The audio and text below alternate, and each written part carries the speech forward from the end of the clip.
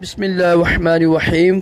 फरमान मुस्तफ़ा सल्लल्लाहु तआला अलैहि वसल्लम, मुझ पर दुरूशी की कसरत करो, बेशक ये तुम्हारे लिए तहारत है। सल्लु अलल हबीब सल्लल्लाहु तआला अलैहि। 3 उंगली से खाना खाना सुन्नत मुबारक है।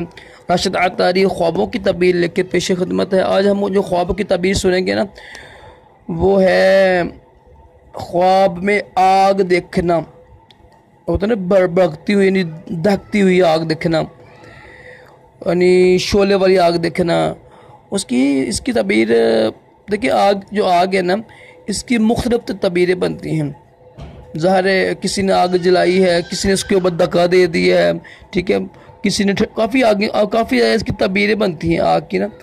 आज हम जो तबीर सुनेंगे वो ये है कि अगर किसी ने ख्वाब देखी है ना कि दहकती हुई बड़ी ना नहीं भड़कती हुई आग, यानी आग है, शोले वाली आग है, तो दहकती हुई आग को देखा अगर, तो इसकी तबीर ये होती है कि उस बंदे को ना बुखार हो जाएगा। तो जब उठे तो बस इस्तग़फ़ार करे, अल्लाह का नाम ले और अल्लाह से माफ़ी मांगे, कुछ सदका दे दे अल्लाह की राह में। इंशाअल्लाह उम्मीद है कि उसकी जो वो तबीर नहीं होगी।